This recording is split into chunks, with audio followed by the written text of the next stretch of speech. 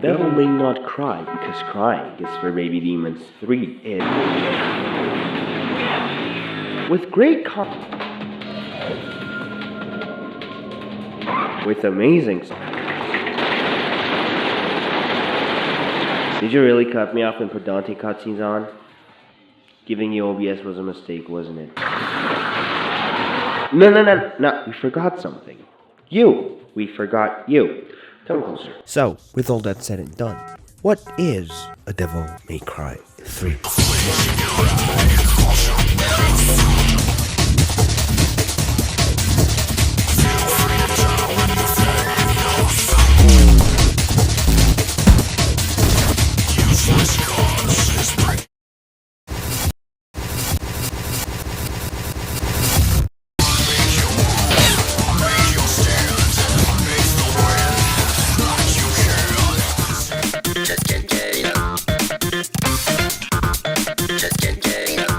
The only way to describe Devil May Cry 3 is to imagine a scene on a cliff where a giant tub of Mountain Dew is being drank by a dragon who has katanas instead of claws, while in the background lightning is striking the same place 666 times.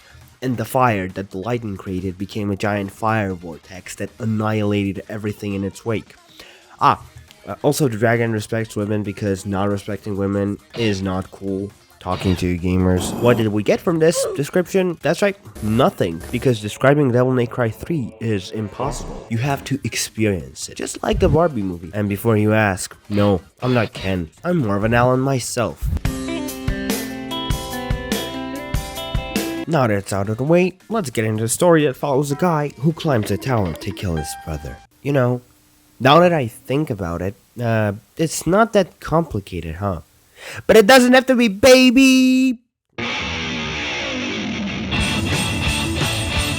The story starts with Dante being the epitome of animacity, masculine, and analinity.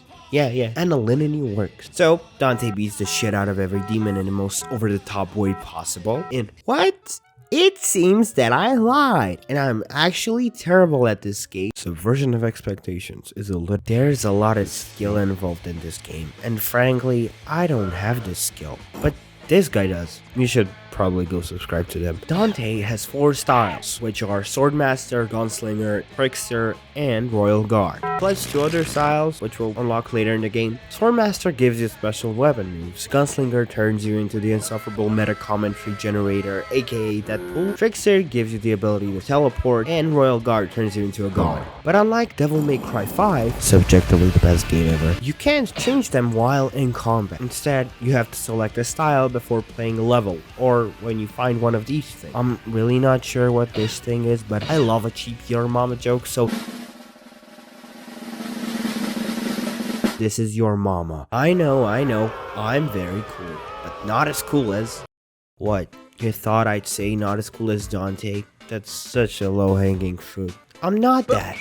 As Leo pointed out, my tangent timer ran out, so I guess I have to talk about the game again. Oh, and it seems that during my tangent, Dante got to the first boss. Cerberus. As his name does not suggest, cause what the fuck does Cerberus mean? After a few minutes of googling, I found out that Cerberus means spotted, so I mean, I was right. His name does not suggest anything. Cerberus has 3 heads, and all of those heads have different ice attacks, but I won't say which head has which attack because I don't really remember or care enough to go and check. So let's just watch the battle montage.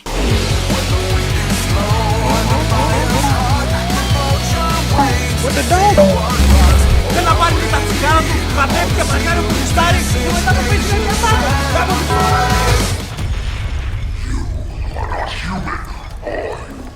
Who knows?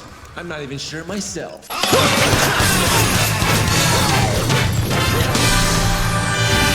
Too easy. What my battle montage omitted is that I died a lot during this battle, and by a lot I mean a lot. After killing the doted one, we got a weapon, nunchucks, to be specific, trichucks. They make Dante really fast, and a DPS machine. At the beginning, there was a map that created the concept of platforming. Platforming. Yada yada yada. Devil May Cry 3 has a map. This is the only time you will see it because I will never use it. Yada yada yada. Metroidvania type map structure. Yada yada yada. Let's go kill demons. The eagle-eyed of you might have spotted the tiny style meter on the top left corner. The thing that almost always says that I suck at the game. Also, the style meter is used to break open these statues that give you blue orb shards. Oh, but no, you can't just use any weapon to break open the statues. It would be too easy. And where's the fun in that? Each statue makes you break it with a specific weapon. I guess in hopes of making you better at combo mixing stuff with things, but like, you know, it's just painful trying and failing to get an S rank while you only have a few combos.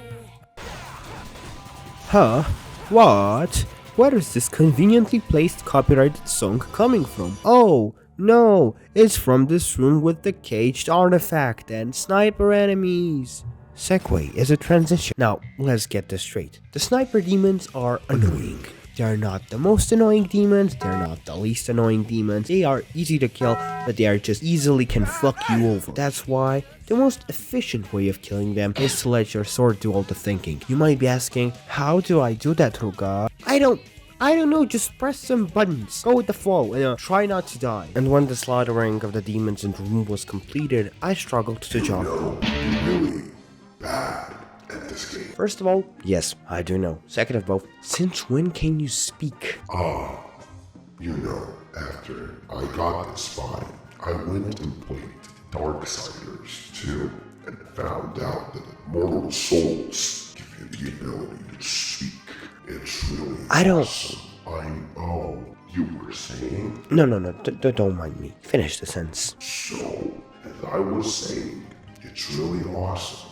I know. Now, it's your turn. Yeah, thanks. First of last, congratulations on your new body, demon. Second of thrice upon a time, you do know that in Darksiders, no one ever mentions that the consumption of human souls gives you the ability to speak human. And also, where did you find mortal souls? You're in a pocket dimension. Well, you know, one thing led to another, and that thing led to different. You were making a DMC video, weren't you? As a matter of fact, I was. After some miserable platforming, we see a broken lever, or as the old people of the old people's land say, a metaphor for the human condition. And off we go to find the stick that will unlock that metaphor. Subsequently, dealing with the emotional trauma caused by listening to the Blue Album by Weezer, also known as trying to guess what the hell this puzzle is, we got on an elevator that brings us to the demons that need to double die, because they probably are already dead, and a blue orb that the eagle-eyed eared of you probably remember because I mentioned the blue orb before. Or not, my videos are a mess. Well, no matter, blue orbs extend our HP bar. That's it. There are also purple orbs, but I never found one, and I can't tell you what they do yet because of continuity, but what I can tell you is that despite all of his badassery, Dante still hasn't learned to avoid obvious traps. But I don't think he cares because he's too busy pulling that sweet, legally ambiguous blue archive gotcha. Oh look, Dante's going on a date. How old is he in DMC3? I think he's supposed to be 18, so I still don't know how to feel about the Slava Bogo, a boss fight. Dante has to put his phone down and will forget the moral and ethical dilemmas of gacha games with schoolgirls. For now. The boss is a giant centipede with wings. So basically a Death Grips music video. The only difference is you can hurt it, not vice versa. Guillotine parentheses, it goes close parentheses, won't get to you as long as you play the game and or have a gun.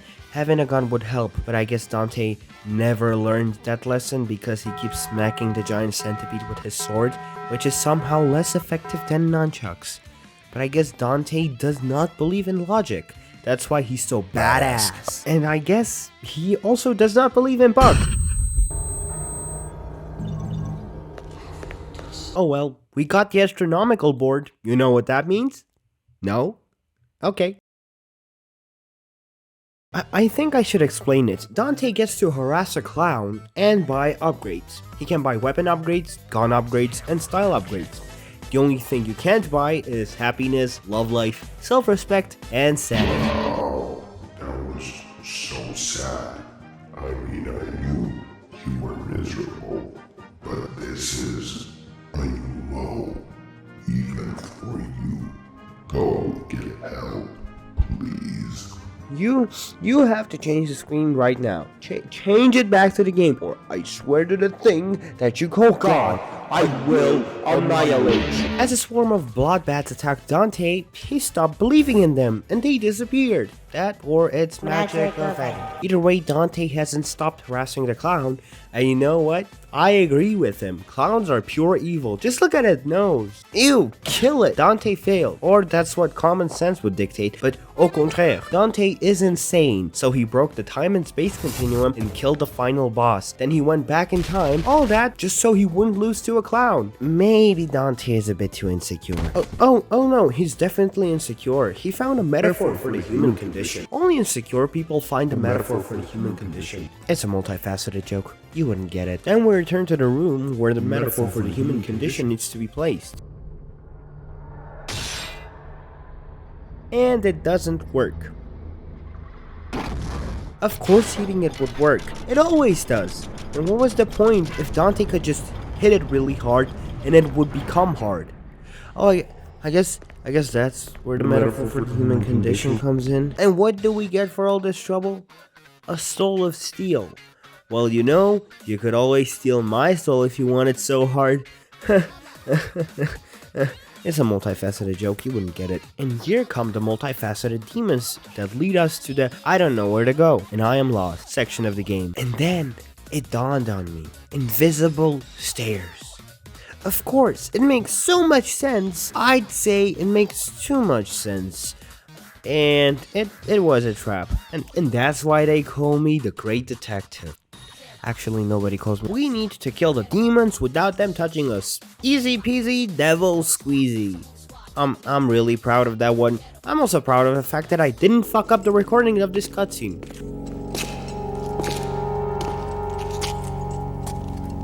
Look, brother, it's been ages, but we finally have company. I see that. We must entertain our guest.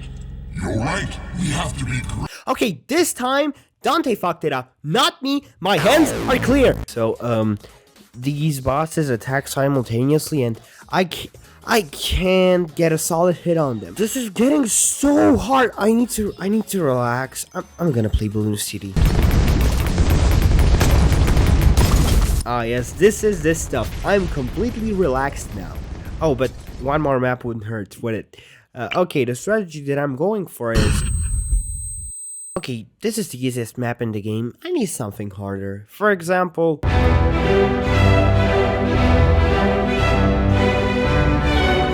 I think I have a problem. But I also have a solution. And the solution is to forget all about this. Hello everybody, my name is Ruka. And today, I'm gonna show you how to cheese the Twin Brothers boss fight in DMC3. And by the way, if it's not hard for you, please leave a like and subscribe to join the schizophrenic tribe. The first thing that we need is the tri-chunks. You got them? Good. Now we're gonna stun the shit out of the bosses by spamming the signature tri-check spin and then destroy them, because at this point they can't even touch us. Oh, and before killing one of them, bring the other twins HP like really close to 0. Or you'll have an Ornstein and Smog situation on your hands. But if you do it the correct way, then nothing will stop you, and you will get a pair of talking swords that won't ever speak to you after this cutscene. No talking.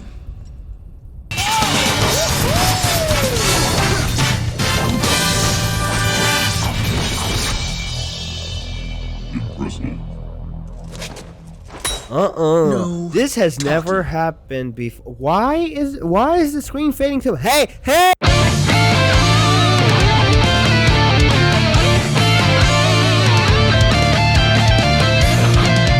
What was that? I was in a frightening liminal space between states of being. Not quite dead, not quite alive. Am I Am I even? Oh, look, a totally original character that is not a carbon copy of Yulia Volkova from Tattoo. А вот тот самый легендарный коридор фембоификации. Sorry, I passed out. I hope I was not talking about femboys in Russian, and if I were, there was a logical reason for that. Totally. Why is the screen pink? I think the pinkness will stop once we pass the trial, so let's start.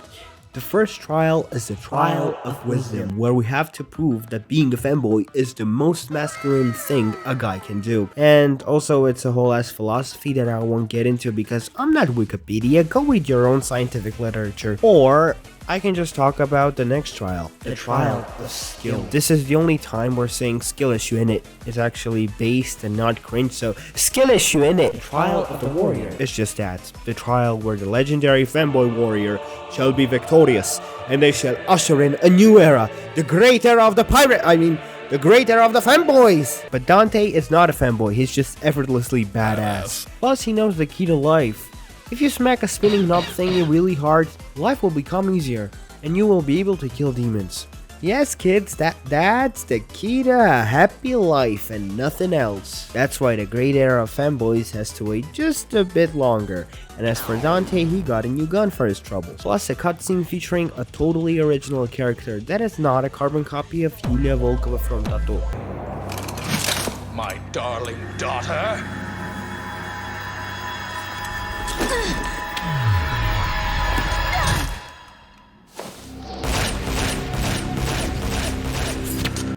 I guess she dies. Or not, because our boy Dante just defies the laws of gravity, I guess? How did her leg just not tear off? How does that even work? I get time travel, everyone can do that, but breaking the laws of the universe is a different thing entirely. Just a pretty stain.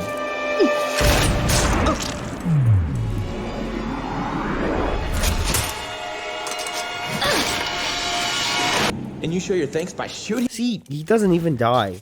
And before you say, oh, Ruka, that's because he's a half-demon. It's not. Trust me, I know. Whatever. Do as you please. Dante hates chess, just like me. But he hates it for a different reason. Mainly because every single chess piece in the game tries to kill him. Oh, now that I think about it, the reasons are pretty close. Oh, what's this? A new enemy? And he's a spawning type. Oh shit! So anyway, the king chess piece thought that he could conquer Kora lavas, but he didn't account for the fact that lava enhances burning curses. Wow, that was such a funny story. Full of betrayals, trials, and tribulations. That explains why you hate chess pieces. I know.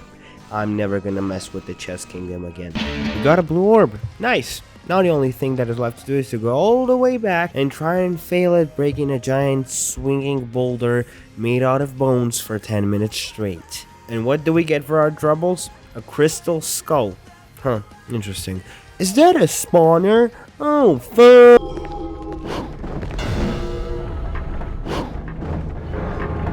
Then I tell him, maybe instead of finding the Sword of Destiny, you should find yourself some bitches. And right after that, he started crying in the middle of the battlefield. Oh man, saying that to a hero who saved the whole world 12 times and achieved world peace is so morally correct, it hurts. Oh, so that's what the crystal skull was for. And there I thought it was for acquiring eternal knowledge. Well, I guess I still can beat Vergil. Or can I?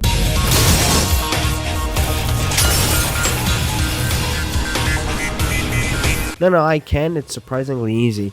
Don't believe the cutscenes, believe my battle montage.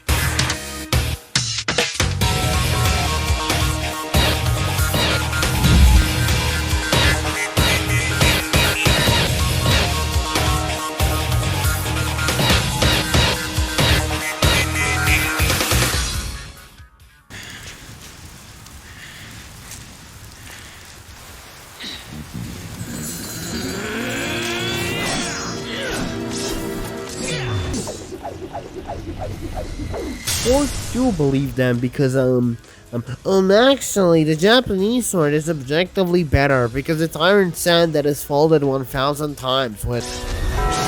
So, after the unceremonious weeaboo interruption, Dante was impaled by his own sword, and he became a Bakemonogatari character, so that means I'll start copying Bakemonogatari from now on. I'm not gonna, this will take ages. Oh, okay, I will do the frame colors, and we're in the stomach of the Leviathan. Contrary to popular belief, cancer is not the only thing that slowly and painfully drains your body of resources and kills you off. I do too. Oh yeah, and Dante. This was not about me, this was about Dante. Dante holds a special power which makes him perfect for this role. It's called being annoying as fuck. Every white blood cell just runs away from Dante so that they don't have to deal with his bullshit about PNG gacha girls technically being illegal. The only thing that has the mental capacity to deal with Dante is the heart of the Leviathan. Or is this his stomach? Okay, it really doesn't matter. Okay, it really does, because it took me 20 minutes to beat this boss, and I will never get that time back, so you have to listen to me complain about it. Yes. Fear. Can't you feel it? The rage and agonies of the people. Those who were confined here. Vergil is just effortlessly badass. That's the whole cutscene. This one is literally red because of tax fraud, which is famously red. And blood. A whole lot of blood. Okay, before I forget, well, I technically did forget about Devil Trigger. As the song suggests, Devil Trigger. As the song suggests, Devil Trigger is just pure, unadulterated anime edge. It's so edgy that I'm not the one sharpening the image. The game does it on its own. Devil Trigger gives us powers of regeneration, eternal depression, multiplied damage, eternal depression, double the speed. Oh, and did I mention eternal depression? In case I didn't, it gives us eternal depression. Also, we can prolong the duration of Devil Trigger by acquiring purple orbs, which I never found, so I was playing the game in hardcore mode.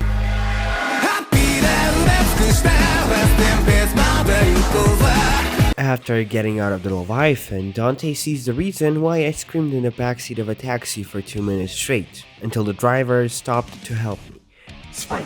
But because Dante doesn't have severe arachnophobia like me, he makes quick work of them. And by quick work, I mean 3 whole minutes of screaming and button mashing. You know, now that I see this puzzle months after completing the game, the solution seems very obvious. But what is this? This was a giant fucking spider, and I personally have to slay it. That, or I'm having a visual hallucination and I'm out of ideas. What do you mean you're out of ideas? You're the guy who's been writing all of this. I mean, you know, it's been a hard week, and also, all of this was a setup. I am never out of ideas. This was all a distraction so that you don't have to hear my pathetic screams for 20 hours. I indeed am violently afraid of spiders, but I still have my dignity. Okay, actually, I don't have any dignity left. Okay, well, maybe I don't have anything left, and we should just continue with the game. And maybe all of this was not pointless because I got the sniper rifle while listening to Olivia Rodrigo, which makes me better than 100% of you 13 people.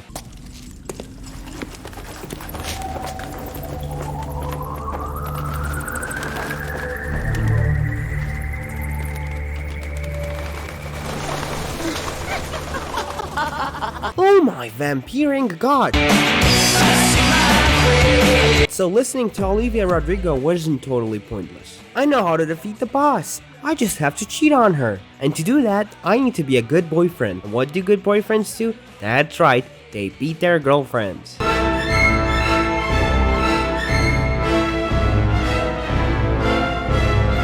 Okay, I killed her accidentally, but at least I didn't cheat on her. And also she became a magical guitar, so you know, I guess she's fine with it. The electric guitar of death can shoot electric bad projectiles, electromagnetic pulses that turn enemies into debris, and if you're lucky enough, you can unleash a deadly guitar solo that turns the game into one of those tax evasion games. Before you say anything, have you ever committed tax evasion?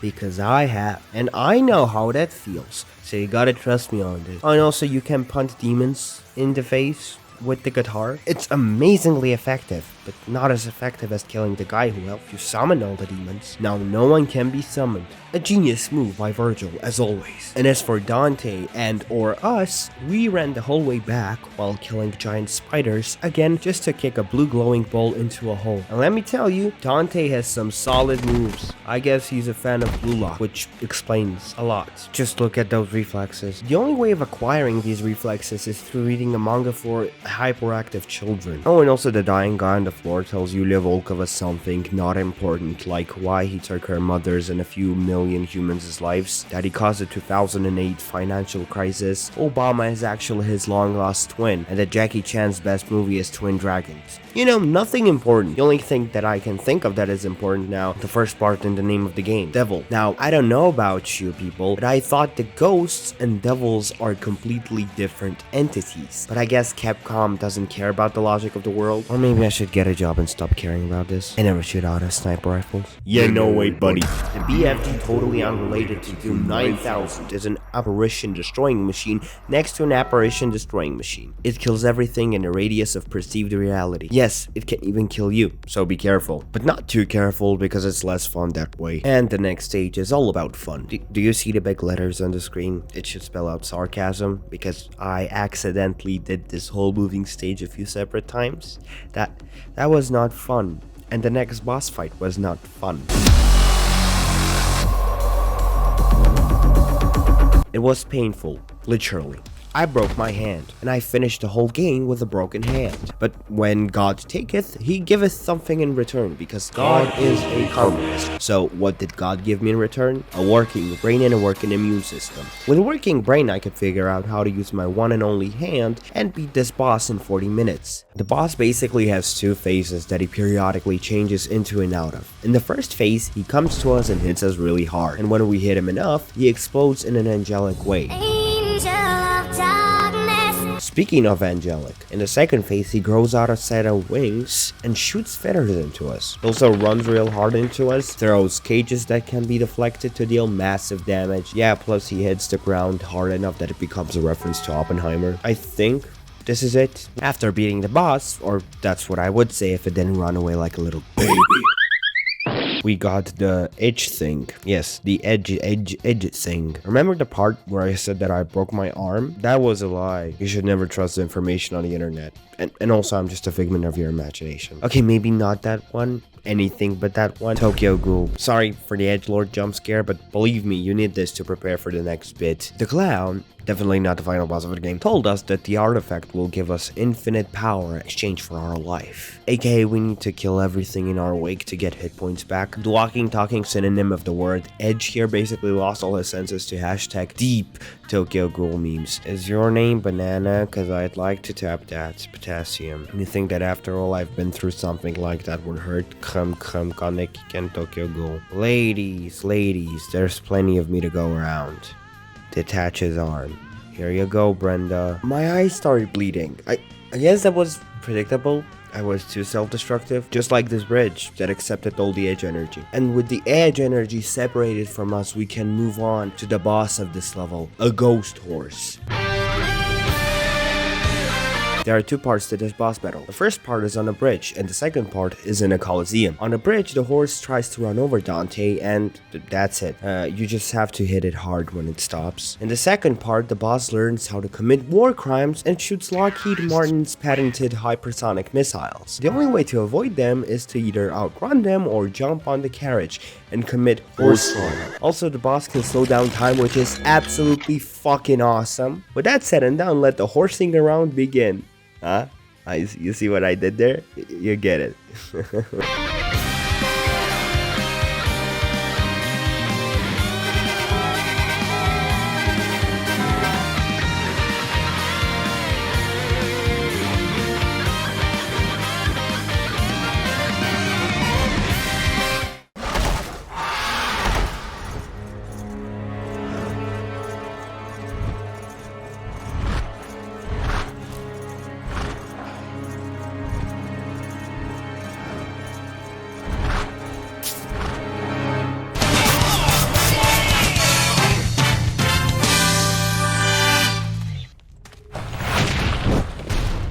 I literally never used this. Yeah, never. But Vergil, on the other hand, got a power-up by stealing Dante's kill, which he used a lot during the upcoming boss fight. But before getting there, we need to figure out where the fuck to go now.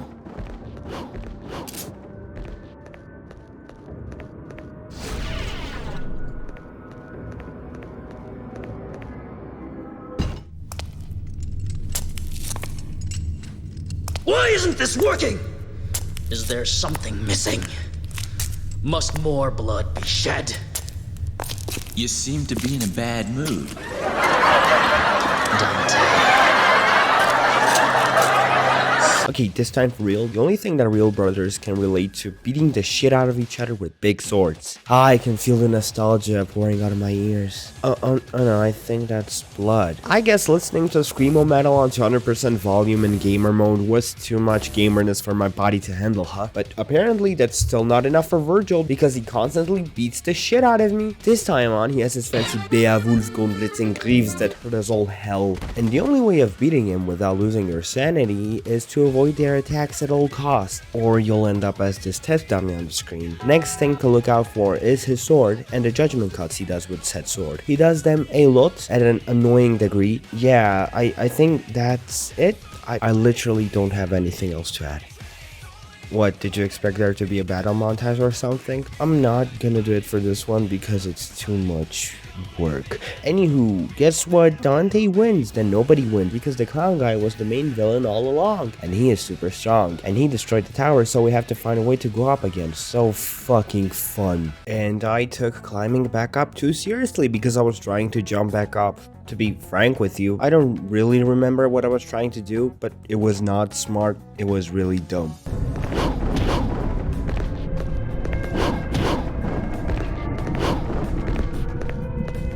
After 9 minutes of this, I tried something new, and lo and behold, it worked.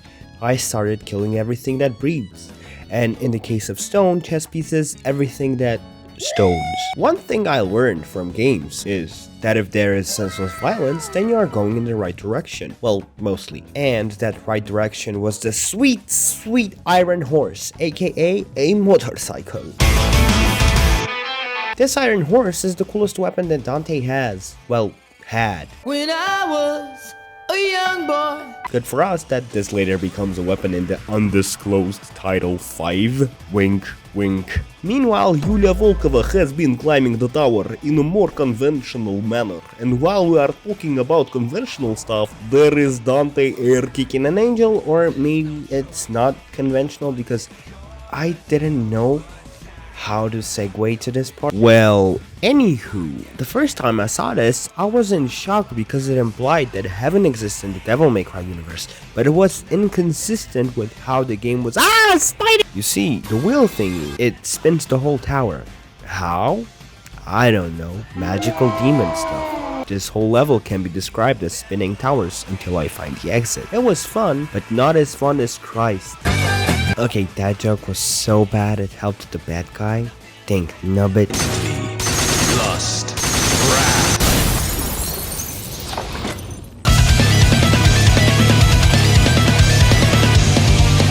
Because of some technical difficulties, Dante's Devil Trigger has gone haywire and he's on an edgelord rampage. No, I'm serious, this whole level is just retreading our steps and killing a bunch of demons in a fit of rage. It's really damn fun. But also, its only redeeming quality is the boss battle with Yulia Volkova.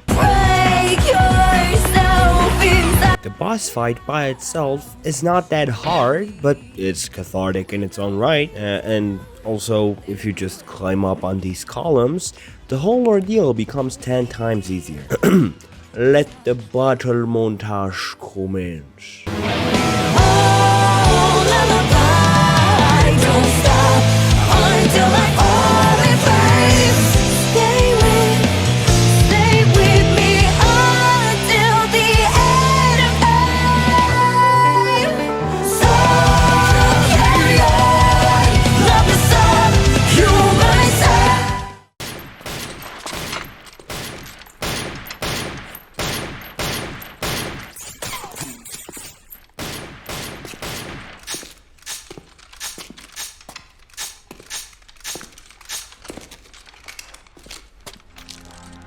I'll take care of him. After this little tussle in which Yulia Volkova somehow stayed alive, which is really confusing because all of this game we've been killing things the size of Godzilla, but a human girl stayed alive after we minced her into a salad. Japanese logic, I swear. We got a rocket launcher, which it do be strong. Nothing else to add.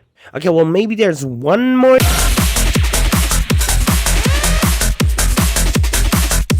The next level starts off with the main villain becoming a god and us running through the 3 trials of fanboyness.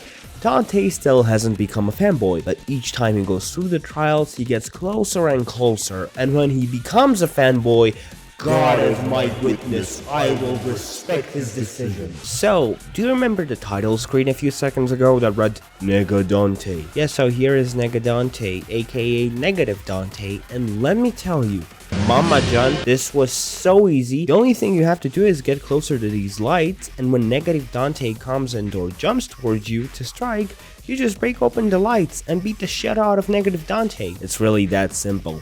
Oh, and when you defeat Negative Dante, you get a new power-up, the Doppelganger, which is a new style that spawns a copy of Dante to fight alongside him. I have never used it, and I don't plan on ever using it.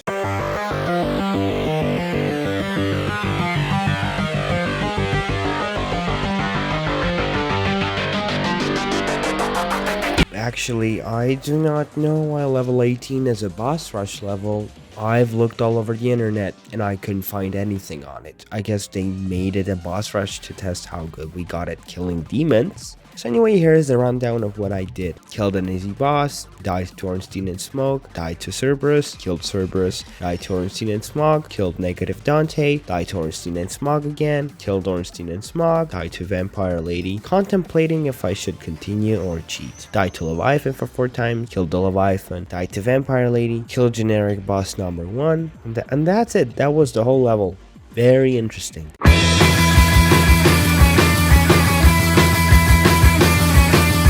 Before we get to the killing of the penultimate boss, let me just say the team that designed Hell did a really good job. The surrealistic landscapes are really well executed. Plus, I think this is an Evangelion reference. I have this super specific and totally not original skill of seeing Evangelion references everywhere. Here, look, my coffee is that scene where Kaji shows Shinji the watermelon field. The penultimate boss fight starts off with Dante laughing along with Arkham until he turns into an inflated stomach-looking demon with tentacles. Now let me tell you, this boss was hard as hell. Get it? Cause we're in hell. There are 3 main attack patterns: tentacle attacks, dark magic projectiles, and exploding skull thingies. The first 2 patterns are easy to dodge, but if you get too greedy or careless, you will die pretty quickly. You will also die if you let the dark slug thingies get the better of you. They are annoying and they eat your health just like I ate a whole can of olives. Also, Arkham has 2 phases, and in the second phase, Dante and Vergil fight alongside each other, which is cathartic story-wise, but gameplay-wise, I just died a few seconds later after Vergil appeared. Again, I'm really bad at this game. I had to use an item. The only time I used an item is here, the Arkham boss fight. To this day, I do not know why I just didn't die a few more times. Anyway, jackpot. Right after the jackpot incident, the story of a hopeful daughter and a neglectful father comes to a sad conclusion.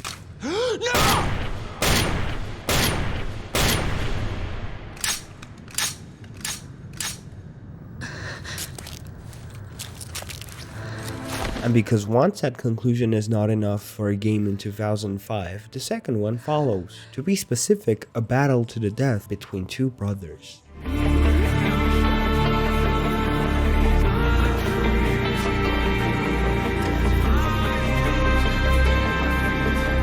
This battle is the culmination of every hour you put into mastering this game. It literally tests everything: your ability to read your opponent's well choreographed moves and act accordingly to said moves, the ability to create a long and stylish combo to stagger Vergil into dealing a massive amount of damage before he snaps out of it, and decides to destroy your self-esteem, and the little known skill called controlling myself from jumping out of the window. There are also no healing shards, so the only way to heal is to to use your devil trigger.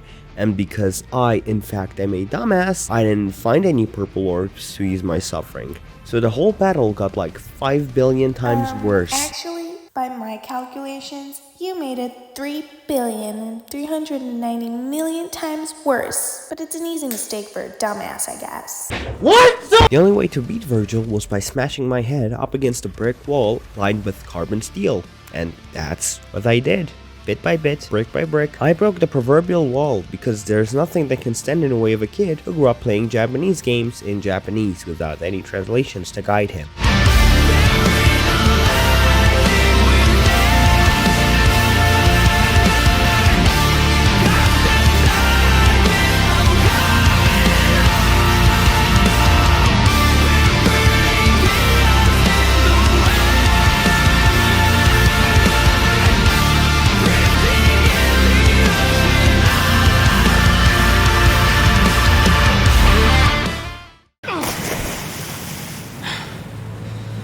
Am I being defeated? What's wrong? Is that all you got? Come on, get up. You can do better than that.